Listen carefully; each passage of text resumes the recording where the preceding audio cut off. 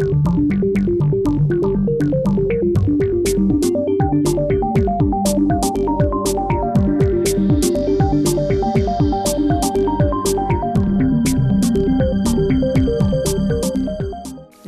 īpašumu iegāde apmaiņā pret termiņu uzturēšanās atļauju saņemšanu Latvijas ekonomikai smagākajos ekonomikas recesijas gados nodrošināja stabilu izaugsmi valsts ekonomikā, iepludinot būtiskus papildus līdzekļus.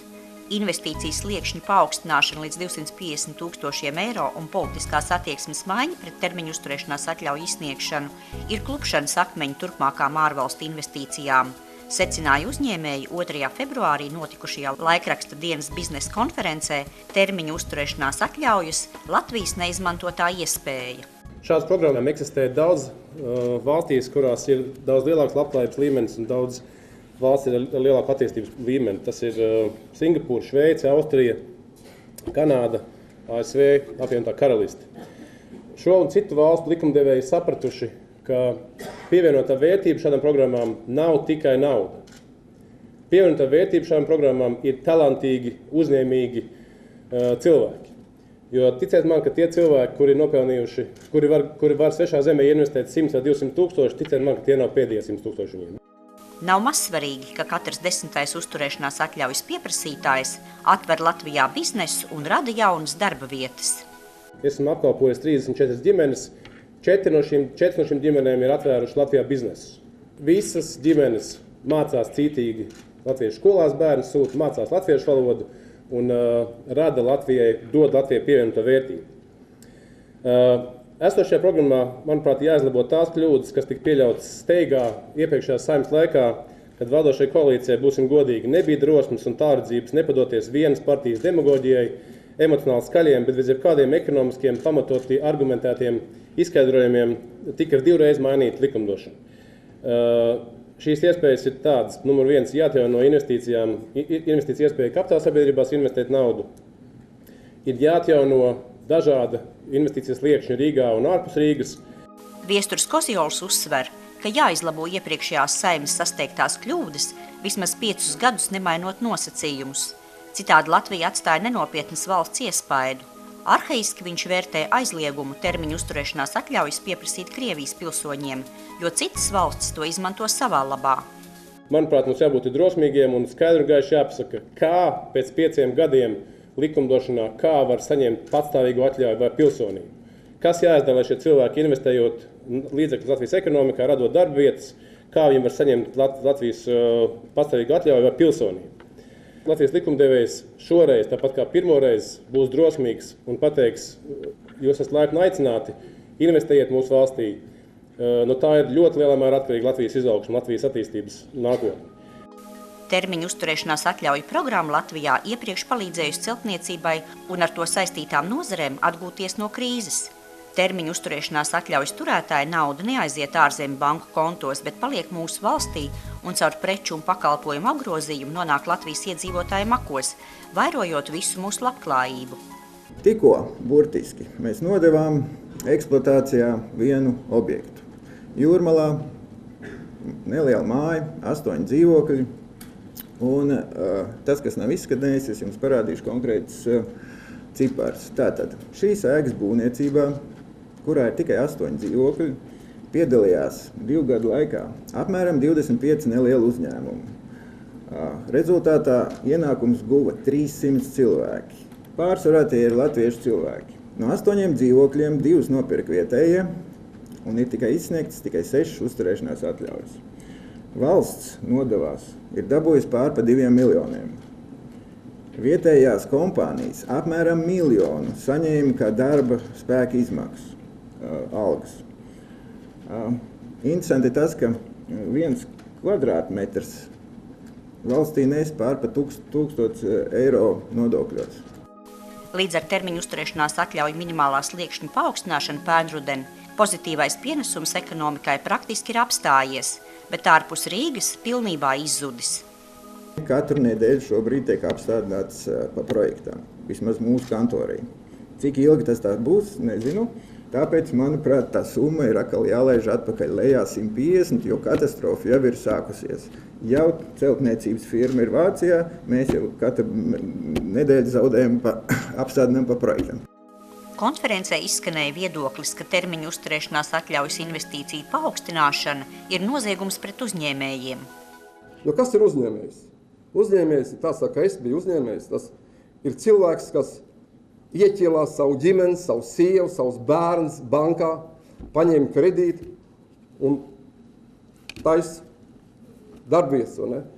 Mēs esam tie, kas riskējam ar visu sevīm. Ja? Valdība nenāk pretīm, bet vēl gadā 2 reizes maina nodokļu sistēmu. Nekustamo īpašumu attīstītājs Jūlijs Krūmiņš uzskata, ka Latvija šobrīd ir visdziļākajā krīzē, jo politiķi un valdība nesaprot lielāko priekšrocību, kā esam kaimiņos ar Krieviju. Mēs esam kaimiņi ar Krieviju. Mēs esam bijuši 100 gadus ar kaimiņu, un mēs arī būsim kaimiņi. Un kaimiņam jābūt labām attiecībām. Un skaidrs ir viens, ka Krievija mums neuzbruks. Jāsaprot. Pirmkārt, neuzbruks tāpēc, ka Krievija Latvija nav vajadzīga. Un arī Baltija nav vajadzīgs. Mums nav ne naftas, mums nav ne gāzes, ne zelts, nekas mums nav. Ja? Ja?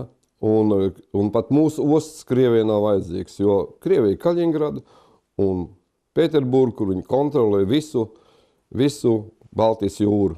Nesāks Krievu uzbrukumu uz Latviju, ja mēs esam NATO, un NATO ir entās reizes spēcīgāk.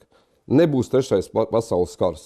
Man ir ļoti sāpīgi, kad mūsu politiķi skrien vagonam pa priekšu. Kāpēc straujumi skrien uz Briseli un bļāv stingrāk. Pašlaik Rinkevičs ir Baltānamā un prasa nostiprināsim robežu. Kāpēc? Jūs saprotiet, latviešu tauta, tā ir zemnieku tauta. Un šodien, kad ir aiztaisīta cieta robeža un Krievija vairs neiepērk produkts no Ukrainas, jo Ukraina bija barota, tur maize, gaļa, viss, kas gāja no Ukrainas barota. Kodenīgi ciet, tas tirgs ir vaļā. Jūs saprotat, tas ir mūsu tirgs. Uzņēmējiem un politiķiem nekavējoties jāsāk diskusija par termiņu uzturēšanās atļaujas saņemšanas nosacījumu pārskatīšanu, nodrošinot Latvijas ekonomikai izaugsmi arī tik sarežģītos ekonomiskajos apstākļos kā šobrīd. Valdībai un politiķiem nevajadzētu aizmirst, ka ekonomikas izaugsme nodrošina darba vietas, bet recesija to skaitu samazina, atstājot bez darba un iztikas līdzekļiem. Termiņu uzturēšanās atļaujas pēc šām jāatgriež ir atpakaļ, ir vecajā, kā bija pagājušajā gada septembrī, un jāiedod valstī vēl 10 miljonus reklāmai, lai paziņo to, lai brauc cieši, ka te ir droši un tā. Ja? Un jādomā un jaunajiem politiķiem un tiem politiķiem skatiem ir jāmīl savu valsti. Pats galvenais ir jāmīl tie cilvēki, kas te dzīvo. Būvkompānijām krīzes laikā tieši termiņu uzturēšanās atļauju programma palīdzēja izdzīvot, tāpēc nebija pareizs lēmums paaugstināt investīciju slieksni.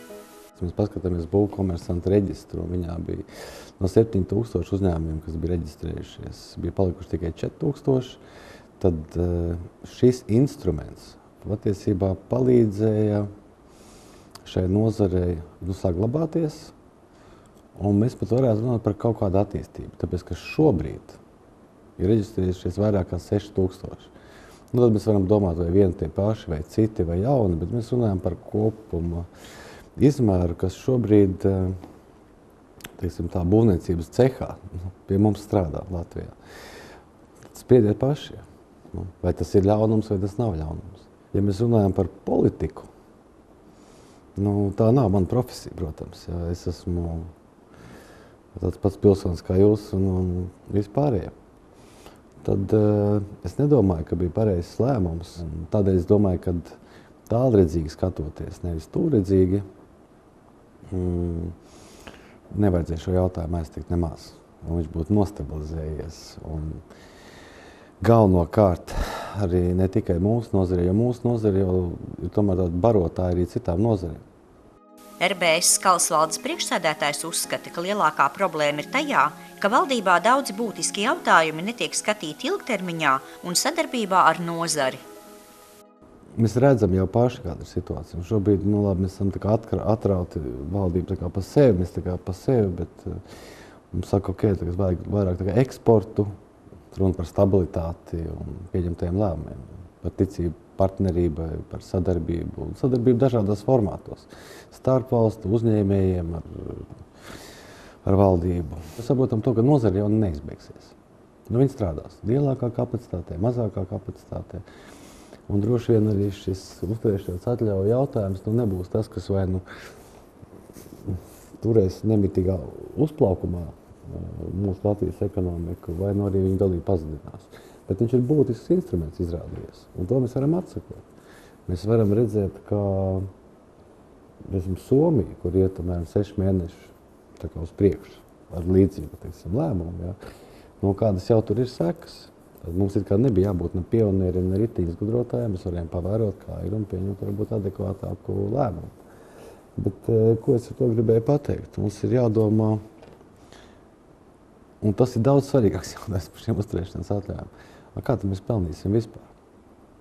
Kas tad ir tās mūsu iespējas, varēšana? Jo, tā godīgi sakot, man nedaudz tracina, un es arī tādos raidījumos dzirdēju, kad cilvēki saka, jā, bet mēs jau esam viena no nabadzīgākajām tautām un valstīm Eiropas Savienībā, un tāpēc jau mēs tur neko nevaram izdarīt, un tā, un tā. Un tas, ka jautāja pats sev, ar ko mēs esam nabagi? Mēs esam garīgi nabagi? Tā kā nē. Mēs esam fiziski nabagi? Nē, mēs kā reiz izceļamies ar to, ka mēs ņemam zelta medaļas visu kaut kur, un viss brīnās kāds iespējams dažādos sporta veidos. Finansiāli nabagi. Labi, pieņemsim, ka mums mazāk naudiņas ir kā citiem. Bet tā taču nav tāda kaut kāda akmenī kalta lieta. Tad sēžamies un izdomājam ilgtermiņā, kā mēs strādāsim, ar ko mēs pelnīsim, kā dzīvosim labi, ja mums šodien situācija ir tāda. Tas, manuprāt, ir daudz svarīgāk. Un tas ir tas, ko mēs izstrādājam strateģiskā attīstības plānā ilgu laiku, nosakām, vai vai prioritātes, vai nozari.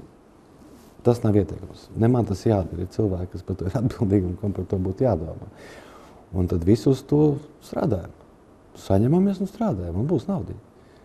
Nav ko čīkstēt. Ja mēs visu laiku kaut ko pieņemam, atkal mainam, šis viens lēmums, tā ir tikai viena tāda epizode.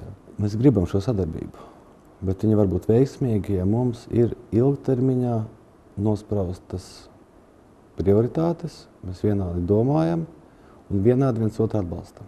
Tas ir ļoti svarīgi. Termiņu uzturēšanās atļauju programma ir tieši saistīta ar būvniecības projektiem, kas dod papildus 5 darba vietas ārpus būvniecības projektiem.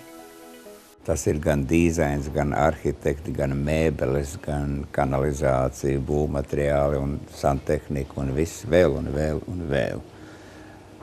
Tāpēc kopējais ieguvums, ko lēš ļoti dažādās summās, tiešais un netiešais. Tiešais ir ļoti labi aprēķināms, un tas nodokļos un tiešos ieguldījumos ir aptuveni miljards eiro, bet netiešais ieguldījums faktiski bija ekonomiskās dzīves tāda atzimšana. Un es paredzu, ka jau šī gada beigās būvkompāniju skaits ievērojami samazināsies. Šobrīd es neredzu perspektīvu, jeb cerības uz ātru vai spēcīgu izaugsmu visā būvindustrijas sektorā. To, ka šīs programmas faktiskā pārtraukšana, jo šobrīd viņi jau vairs nestrādā, ir liels zaudējums. To pierāda apgrozījumu samazinājums gan veikalos, gan būvniecībā, gan visās tajās nozarēs, kas ar to bija saistīts. Valdis Birkaus uzskata, ka termiņu uzturēšanās atļaujas kā krīzes risinājums bija viens no veiksmīgākajiem, un bažām, kas šobrīd izskan, ka Latvija uzņem arvien vairāk nelojālus iedzīvotājus, nav pamata. Jo faktiski tie, kas ierodas, ir vislabāk kontrolētā iedzīvotāju grupa. Viņa tiek pārbaudīta pirms tam, viņa tiek pārbaudīta uzturēšanās atļaujas saņemšanas laikā, viņa tiek kontrolēta pēc tam. Latvijas kļūda bija tā, ka par šo jautājumu sāk intensīvi diskutēt, un ja sāk šūpināt likums, kas nodrošina investīcijas, tad investīcijas neizbēgami noplok. Šobrīd nevar teikt, ka Latvija vien ir vainīga. Vainīgs ir, protams, saspīlētās attiecības starp Eiropas Savienību un Krieviju, bet atjaunot šo programmu tomēr vēl var. Nevairs tādā apmērā, un es domāju, ir jāatrod jaunas pieejas. Rēķināties tikai ar būvniecības programmu ekonomikas uzturēšanai nevar. Latvijai ir jāattīsta savi ekonomiskie mehānismi, jo termiņu uzturēšanās atļaujas bija krīzes risinājums. Krīze ir atkal, tikai šis instruments vairs tik labi nestrādās. Domāju, ka cerības uz šo instrumentu ir jānoliek malā, bet ir jānodrošina tas, ka kā šobrīd tiks izlēmts, kāds ir investīcija klimats, kāds tas ir pārskatāmā nākotnē, ka viņš nemainās. Savā laikā, manas valdības laikā, mēs pieņēmām likumu, ka attiecībā uz investoriem eksistē 10 gadu moratorijas nodokļu likumdošanā. Ja viņš ir ieradies, ieguldījis naudu un sācis strādāt, tad 10 gadus, lai gan nodokļu likumi var mainīties, bet attiecībā uz investoru tā nemainās. Man šķiet, ka daudzi nesaprot, tie, kas kritizē šo programmu, nesaprot to, ka šie cilvēki, kas ir ieradušies, iedzīvojušies, pēc tam sāk ieguldīt ražošanā, nevis otrādi. Vispirms iegulda ražošanā un tad pārnāk dzīvot uz Latviju. Programmas lielākais pārbaudījums būs nevis likums, bet gan termiņu uzturēšanās atļauju atjaunošana. Jo tūlīt jau ir sācies, faktiski ir sācies, un tūlīt būs daudz vērienīgāks tas process, kuram obligāti bija jāsāks pēc 5 gadiem, proti termiņu uzturēšanās atļauju pagarināšana uz nākošo termiņu. Un tajā brīdī, kad pirmajiem termiņu uzturēšanās atļauju tā sakot, īpašniekiem tiks atteikts pagarinājums, tajā brīdī šī programma nomirs pilnībā. Tādēļ, ka kurš guldīs naudu, pirks īpašumu vai ieguldīs ražošanā, ja pēc 5 gadiem viņam pasaka auf Wiedersehen. Jācer, ka valdība ieklausīsies šajos viedokļos un pieņems pareizos lēmumus termiņu uzturēšanās atļaujas programmu jautājumā.